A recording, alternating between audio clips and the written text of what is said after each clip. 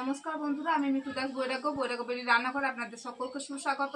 আজকে আমি পটলের রেসিপি নিয়ে চলে এসেছি। দই পটল বানাবো, তাই দই পটলের রেসিপিতে কি কি উপকরণ লাগবে একটু দেখে নিন। প্রথমে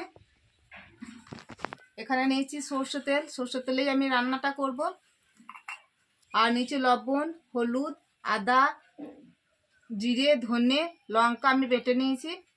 এখানে নিয়েছি কালো জিরে, 3টে কাঁচা লঙ্কা ফালি করে নিয়েছি, 2টো শুকনো লঙ্কা নিয়েছি, 1 চামচ গাওয়া ঘি নিয়েছি। এখানে আছে গোলমরিচ গুঁড়ো করে রেখে দিয়েছি, কাশ্মীরি লঙ্কা গুঁড়ো, চিনি, 1 চামচ মগজ নিয়েছি। এখানে যে গরম মশলা গুঁড়ো করে নিয়েছি। আর দেখুন 8টা কাজু নিয়েছি, পোস্ত নিয়েছি 25 গ্রাম। আর দই নিয়েছি, দইটা আমি ফেটিয়ে নিয়েছি, বাড়িতে পাতা দই। এই দই পটল বানানোর জন্য আমি দেখুন 8টা পটল ছাড়িয়ে নিয়েছি। দেশি টাটকা পটল, একদম বড় বড় পটল নিয়েছি। পটলটা আমি ছাড়িয়ে নিয়েছি আর ধুয়েও নিয়েছি। পটলের ভিতরে মশলা ঢোকার জন্য, দই পটল বানানোর জন্য, যাতে রসটা মশলাটা ঢুকে যায়, তার জন্য আমি দেখুন ছুরিতে করে এরকমভাবে মাঝে মাঝে একটু করে কেটে নেব। 3 দিকে আমি দেখুন কেটে নিলাম, 4 দিকে কেটে নিলাম এরকমভাবে পটল।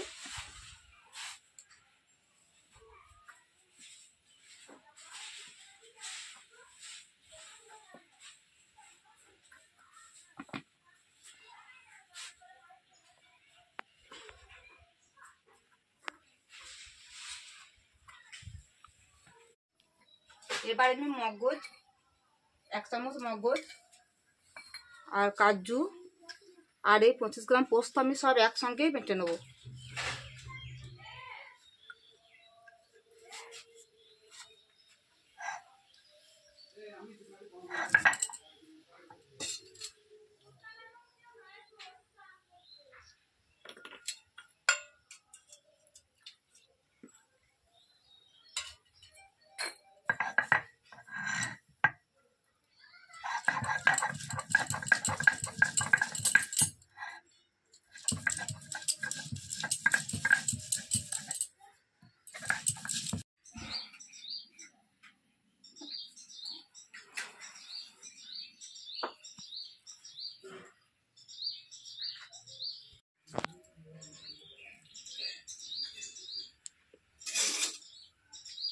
উনুন জ্বলে গেছে, বা কড়াইটা বসিয়ে দিই।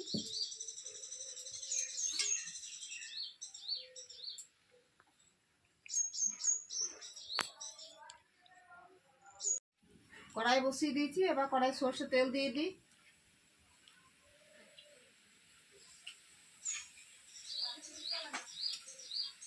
কড়াই তেল গরম হয়ে গেছে, এবার পটলগুলো ভেজে নেবো, সব একসঙ্গেই দিয়ে দেবো পটলগুলো।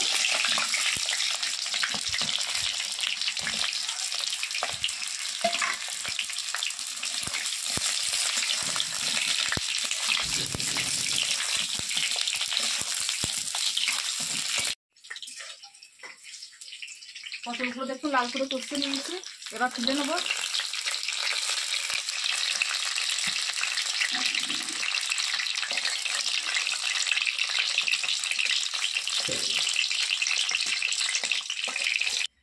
পটল ভেজে তুলে নিয়েছি। এই তেলেই আমি দেখুন শুকনো লঙ্কা দিয়ে দিচ্ছি 2টো,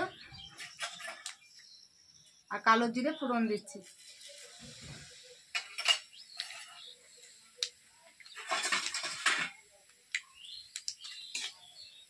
এবার আমি আদা, জিরে, লঙ্কা বেটে রেখেছিলাম যেটা, সে মশলাটা দিয়ে দেবো।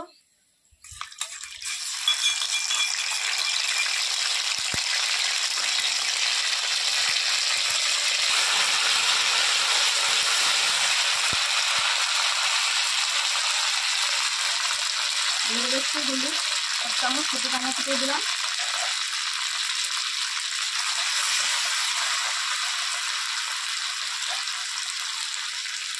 আর কালারের জন্য দেখুন কাশ্মীরি লঙ্কা গুঁড়ো নিয়েছি 1 চামচ, এই লঙ্কা গুঁড়োটাও দিয়ে দিলাম।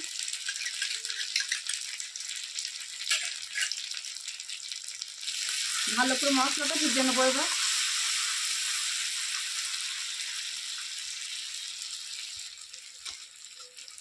মশলাটা ভাজার জন্য একটু জল দিয়ে দিই, তাহলে মশলাটা ছিঁড়ে যাবে না।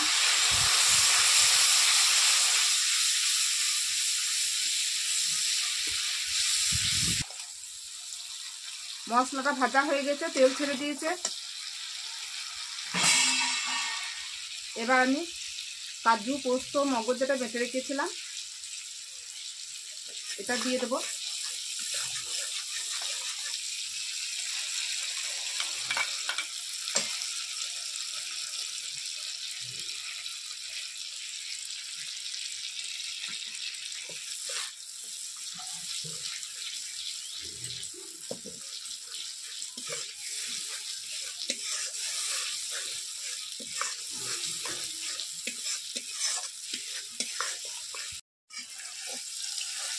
কাজু পোস্ত দিয়ে মশলাটা আবার ভেজে নিলাম। দেখুন তেল ছাড়তে শুরু করে দিয়েছে। এবার আমি ফেটিয়ে রাখা দইটা দিয়ে দেবো।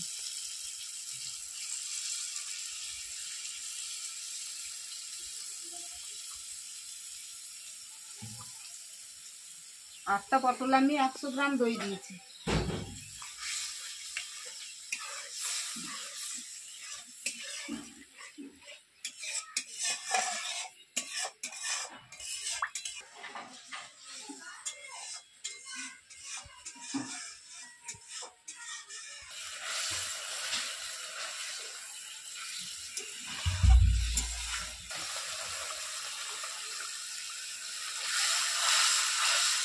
মশলাটা খুব ভালো করে ভাজা হয়ে গেছে অনেকক্ষণ ধরে। এবার আমি গোলমরিচের যে গুঁড়োটা করে রেখেছিলাম, এবার গোলমরিচের গুঁড়োটা একটু দিয়ে দেবো।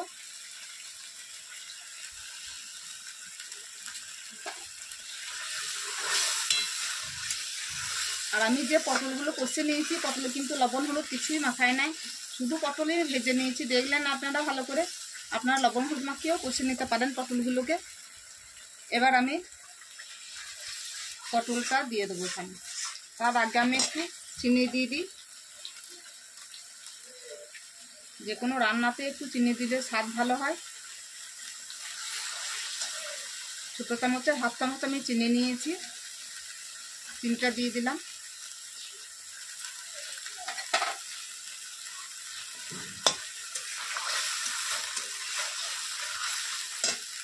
পরিমাণ মতো লবণ দিয়ে দিচ্ছি এবার।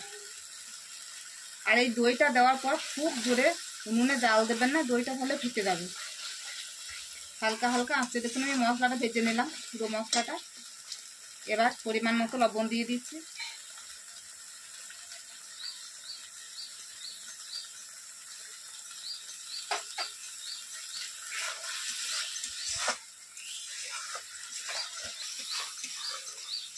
মশলা থেকে দেখুন তেল ছাড়তে শুরু করেছে আবার।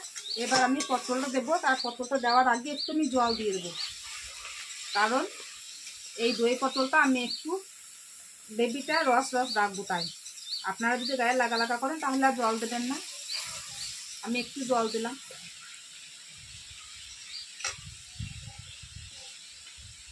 চিড়ে রাখা 3টে কাঁচা লঙ্কা দিয়ে দিলাম।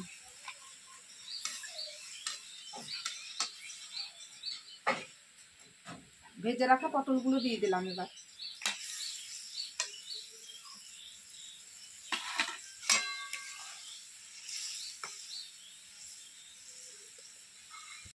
ঢাকা দিয়ে আমি পটলটা সিদ্ধ করে নেব। এবার ঢাকাটা খুলে দেখবো 5 মিনিট হয়ে গেল। আর তার আগে দেখুন উনুনে জাল কিন্তু আমি খুব কম দিয়েছি, একদম আঁচা আঁচে হচ্ছে, কারণ কাজু ও মগজ আছে তলাতে বসে যাবে, তাই একদম উনুনে বেশি জাল দেওয়া হবে না। এই দেখুন এবার একবার নেড়ে দেবো। কত সুন্দর হয়েছে দেখুন।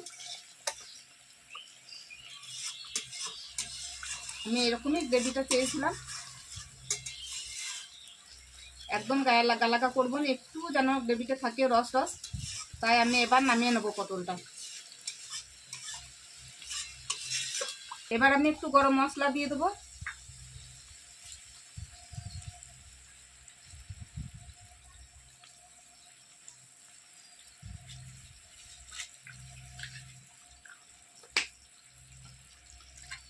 আর দিয়ে দেবো 1 চামচ গাওয়া ঘি, বাড়িয়ে দিয়ে তৈরি করাই ঘি।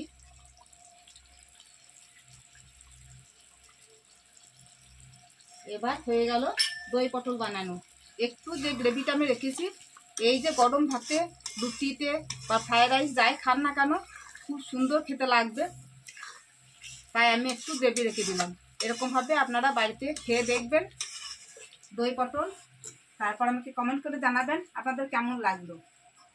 ভালো লাগলে অবশ্যই একটা শেয়ার করে দেবেন, লাইক করবেন। এবার পরিবেশনের পালা, নামিয়ে নিই।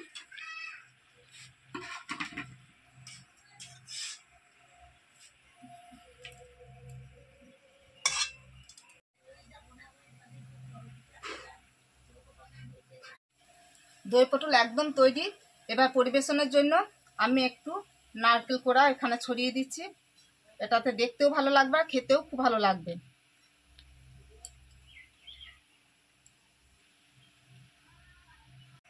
দুর্দান্ত স্বাদের এই দই পটল আপনারা গরম ভাতে খান, রুটি, পরোটা বা ফ্রাইড রাইস যা কিছু দিয়ে খান না কেন খুব সুন্দর লাগবে।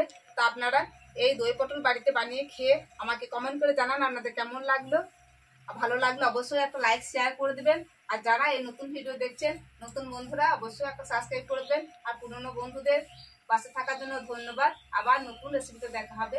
নমস্কার।